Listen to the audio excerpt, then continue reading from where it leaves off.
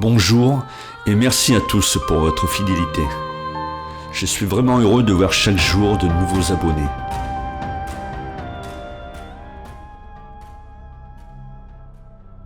La cité du Vatican, placée au cœur de Rome, est devenue depuis 1929 le plus petit État indépendant du monde. Il est actuellement dirigé par le pape François, qui détient tous les pouvoirs. Aujourd'hui, le Vatican possède de grands trésors, comme ses musées où sont exposées pas moins de 70 000 œuvres. Mais il est également propriétaire d'archives secrètes où sont renfermés près d'1,6 million de documents de toutes époques, dans un vaste lieu hautement sécurisé et climatisé. Alors même si aujourd'hui cette bibliothèque bunkérisée est visitée par certains universitaires triés sur le volet, il n'en demeure pas moins que leur consultation reste très limitée, sous haute surveillance. Il y a des zones à ne pas franchir. Cependant, aucun État n'est à l'abri de fuites d'informations secrètes. Et on pourrait citer le cas des États-Unis, victimes de lanceurs d'alerte tels qu'Edward Snowden, Julian Assange, William Binney, Thomas Drake et bien d'autres encore. Le Vatican n'y échappe donc pas. Il voit régulièrement des dossiers sensibles dévoilés au grand public. Abus d'enfants, meurtres, corruption, complot contre le pape, sociétés secrètes, mais aussi des fuites sur l'histoire, sur les écrits religieux, sur les prophéties et sur les phénomènes paranormaux. En grattant un peu, on découvre des affaires étalées au grand jour, comme celle du chronoviseur, un appareil capable de voir des scènes du passé et même d'entendre des dialogues de personnes défuntes depuis des siècles. Cette machine à visiter le passé aurait été inventée par le physicien italien Ettore Majorana, spécialiste de la physique des particules. Mais sa disparition soudaine et mystérieuse mit un terme à ses travaux. Presque 20 ans plus tard, suite à la découverte fortuite des écrits du chercheur disparu, le Vatican ordonne au père Pellegrino Ernetti de poursuivre les recherches du physicien présumé mort.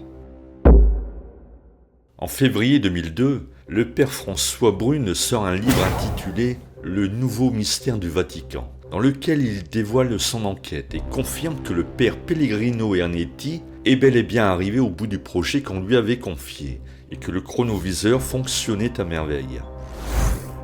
D'après le père François Brune, le Vatican posséderait des images incroyables du passé et cet appareil secret serait toujours conservé chez lui, à l'abri des regards. Je poursuis mes recherches et je m'arrête sur Jean XXIII, surnommé le Bon Pape. Ce pape, qui est à l'origine du Concile Vatican II, est également connu pour ses prophéties, encore à l'étude aujourd'hui. Le 27 avril 2014, le monde assiste à un événement unique dans l'histoire, la canonisation des deux papes Jean XXIII et Jean-Paul II, en présence de deux autres papes, François et Benoît XVI. Ce jour-là, l'Église réunit 4 papes, et ce sera pour une frange des catholiques l'un des marqueurs de la fin des temps. En 1985, plusieurs journaux dont The Sun révèlent que Jean XXIII avait rencontré des extraterrestres à plusieurs reprises durant les années 60, et que l'une de ces rencontres, dont le rapport explosif est conservé dans les sous-sols du Vatican, avait eu lieu en 1961. Au Palais des Papes, situé au cœur de l'Italie. Et voici le récit du témoin présent aux côtés du pape lors de cet incroyable contact. Le vaisseau était ovale, muni de lumières clignotantes orange et bleues. Il nous survola quelques minutes et atterrit sur le gazon à l'extrémité sud du jardin. Un être étrange en sortit. Il semblait humain excepté qu'il était entouré d'un halo doré et avait des oreilles pointues. Le pape et moi-même nous mîmes à genoux. Nous ne savions pas ce dont nous étions les témoins, mais nous savions que cela n'était pas de notre monde et qu'il s'agissait donc d'un événement céleste. Le Saint-Père se releva et marcha vers l'être. Ils restèrent ensemble 15 à 20 minutes. Ils semblaient parler intensément. Ils ne m'appelèrent pas, aussi je restai à l'endroit où je me trouvais et je ne pus rien entendre de leur conversation. L'être retourna vers le vaisseau qui s'envola immédiatement. Le pontife revint vers moi et me dit « Les fils de Dieu sont partout. Parfois, nous avons des difficultés à reconnaître nos propres frères. » Et accrochez-vous, car c'est loin d'être fini. Toujours plus nombreux les signes. Les lumières dans le ciel seront rouges, bleues, vertes, rapides. Elles augmenteront. Quelqu'un vient de loin et veut rencontrer les hommes de la terre. Il y a déjà eu des rencontres, mais qui a vu vraiment s'est tu. Dans sa 31e prophétie, le pape confirme que le contact extraterrestre a déjà eu lieu et que notre génération devra faire face à la grande divulgation. En d'autres termes, qu'elle sera d'ici peu en connexion avec d'autres civilisations de l'univers. Dans les cartes du souterrain de fer de Wenner, toujours secrète, la réponse à découvert. Le temps n'est pas celui que nous connaissons. Nous avons des frères vivants, des frères morts. Nous sommes nous-mêmes, et le temps nous trouble. Nous fréquenterons également des peuples d'autres époques et d'autres dimensions, et cela grâce à une technologie inattendue que l'homme aura entre les mains. On peut penser aux découvertes du CERN, avec son LHC installé dans un tunnel circulaire long de 27 km. Les rapports scientifiques sont certes secrets, mais non cryptés, et donc lisibles par tous. Ont-ils déjà trouvé le moyen de voyager dans le temps ? Ont-ils la solution pour accéder au monde parallèle ? Les rouleaux de parchemin seront trouvés dans les Açores, et parleront de civilisations antiques qui enseigneront aux hommes des choses antiques inconnues d'eux. La mort sera éloignée et petite sera la douleur. Les choses de la terre, par les rouleaux, parleront aux hommes des choses du ciel. D'après ce texte, nous allons déterrer dans les Açores l'un des emplacements géographiques possibles de la fameuse Atlantide, des parchemins de civilisations antiques qui nous dévoileront des technologies extraordinaires, notamment dans le domaine médical, et nous permettront de vaincre les plus grandes maladies, à commencer par la vieillesse.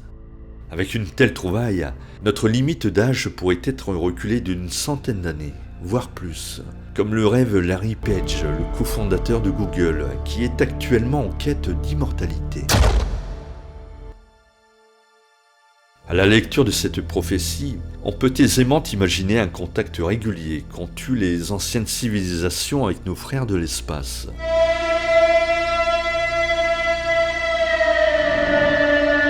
Aujourd'hui, le Vatican garde la tête dans les étoiles avec son observatoire astronomique basé en Arizona. Attendent-ils un événement céleste ? En 2008, lors d'une interview pour un journal italien, le directeur du site, un prêtre jésuite, souligne l'importance de comprendre que Dieu pourrait avoir créé une vie intelligente dans d'autres parties de l'univers, et qu'il pourrait même être nos frères.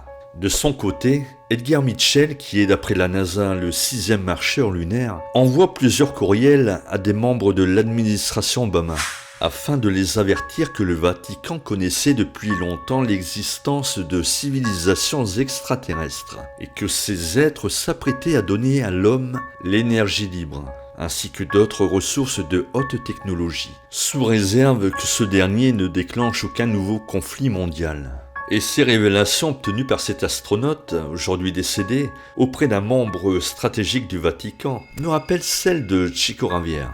Ces courriels privés ont été dévoilés par Wikileaks en 2016.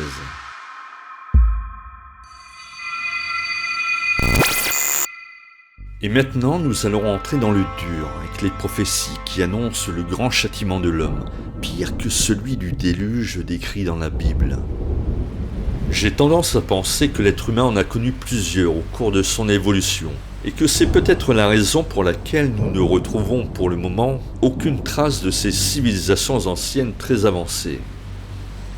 Enfin, pas tout à fait. Ces traces sont peut-être déjà là, sous nos yeux, mais si grosses qu'on ne les voit pas. La dernière prophétie de Jean 23 fait froid dans le dos, car il nous prévient d'une possible fin des temps pour 2033. Et cette date calculée à partir de la naissance du Christ serait erronée selon les recherches de Benoît XVI, qui affirme que le Christ est né 6 ans plus tôt. La funeste date passerait donc de 2033 à 2027, soit la même que l'on retrouve dans la prophétie de Saint Malachie.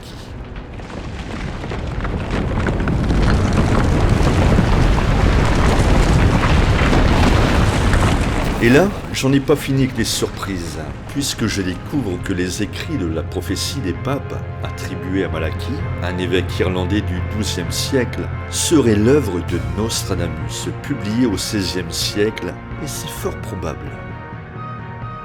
La prophétie de Saint Malachie est un document qui liste 111 papes, avec pour chacun d'entre eux une devise prophétique.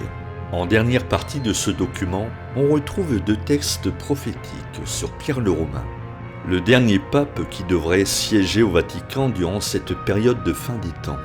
Cette liste de 111 papes débute avec Célestin II, un pape qui prit ses fonctions en 1143.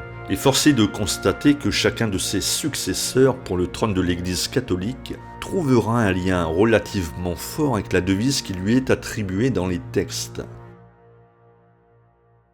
Voici quelques exemples. Urbain VIII, 1623. Le lys et la rose. Au cours de la guerre de 30 ans et durant cette période précise, on assistera à l'alliance de la rose de l'Angleterre protestante avec le lys de la France catholique. Un vrai drame pour la papauté. Innocent X, 1644. La joie de la croix. Ce pape sera élu le jour de l'exaltation de la croix. Alexandre VII, 1655. Le gardien des monts. Sur son armoirie, on distingue une étoile qui domine des montagnes. Benoît XV, 1914. La religion des peuplés. Ce pape siégera au Vatican pendant la Première Guerre mondiale, durant la grippe espagnole et au moment de la révolution communiste. Ces événements décimeront les temples de la chrétienté. Jean XXIII, 1958. Le pasteur et notonnier. Il fut patriarche de Venise, la grande ville des navigateurs. Étrange quand on sait qu'un notonnier est une personne qui conduit une barque. Jean-Paul Ier, 1978. Du temps moyen d'une lune. Jean-Paul Ier décédera 33 jours après sa prise de pouvoir, soit le temps d'une lune. Et voici les écrits réservés au dernier pape. Dans la dernière persécution de la Sainte Église romaine siégera. La Sainte Église romaine se trouvera dans une extrême persécution. Pierre le Romain, qui fera paître ses brebis à travers de nombreuses tribulations, celle-ci terminée, la cité aux 7 collines sera détruite, et le juge redoutable jugera son peuple. Fin. Dans cette série de papes, on retrouve une balise temporelle qui définit le centre de la prophétie. Sixte V, 1585. L'axe, au milieu du signe. Le mot signe désigne la prophétie. De Célestin II, le premier pape de la liste, à Sixte V, on observe un écart de 442 ans pour la première partie. Et si l'on reporte ce même intervalle, on arrive au bout de cette seconde partie en 2027, soit selon Benoît XVI, la même date de fin des temps annoncée par Jean XXIII.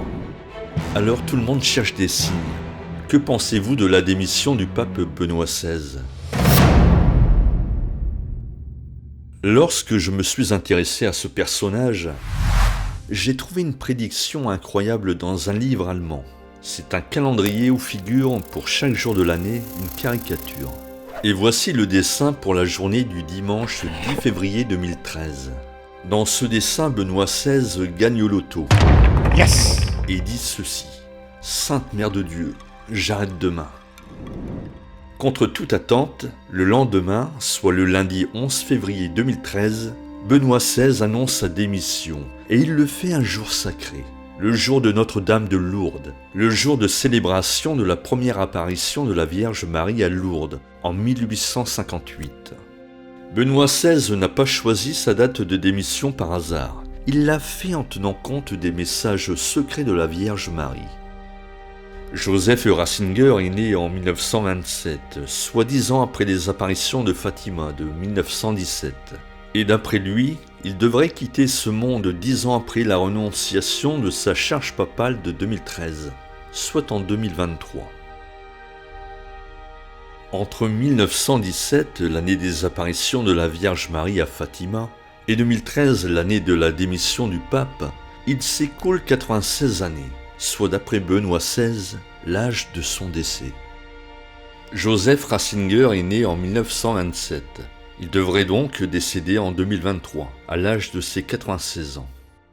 J'ai tenu à vous en parler, mais prenez cette prédiction avec des pincettes et mettez-la de côté, car nous avons déjà dans cette vidéo l'effrayante date de 2027.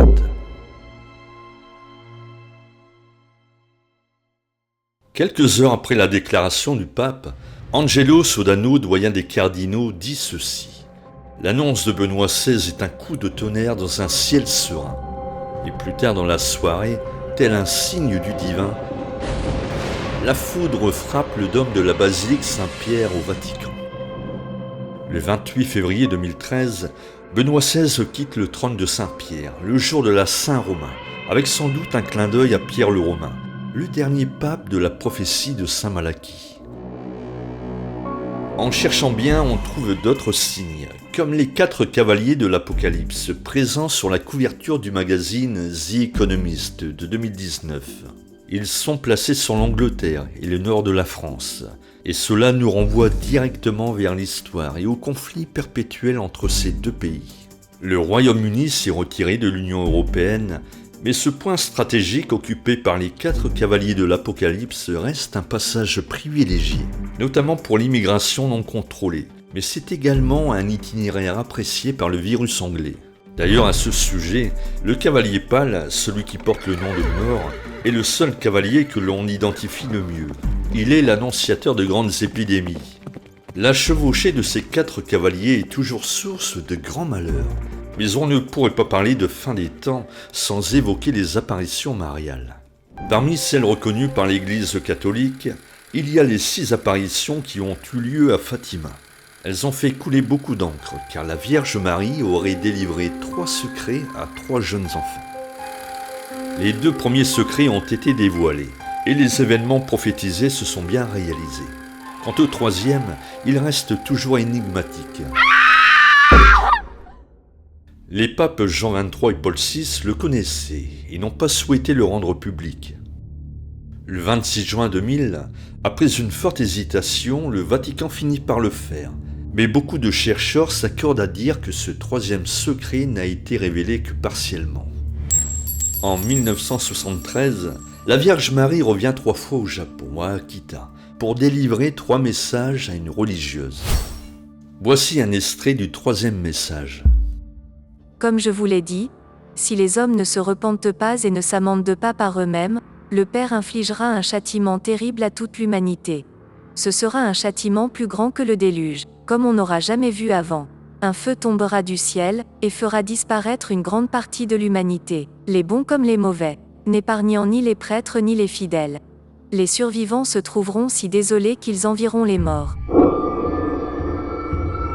En juin 1988, le Vatican reconnaît les apparitions du Japon et le cardinal Ratzinger confie à l'évêque d'Akita que ce 3e message délivré par la Vierge est le 3e secret de Fatima.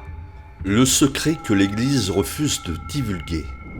Le 13 octobre 1917, lors de la 6e apparition de la Vierge à Fatima, une foule d'environ 50 000 personnes assiste à un événement céleste sans précédent. Le soleil se met à tournoyer, puis fonce sur une foule apeurée, pour finalement reprendre sa position initiale. Cet événement, qu'on appellera plus tard le miracle du soleil, est à mettre en lien avec le 3e secret de Fatima et avec celui d'Akita. Tous les grands voyants, de Nostradamus à Jean XXIII, en passant par les apparitions mariales, rapportent les mêmes visions. 3 jours de ténèbres et une effroyable destruction par le feu. Certains tentent de se rassurer en parlant de symbolisme, quand d'autres, au contraire, n'y voient que de vrais avertissements. Quelle que soit la position de chacun, tout semble converger vers le grand châtiment de l'homme et vers une date précise, celle de 2027.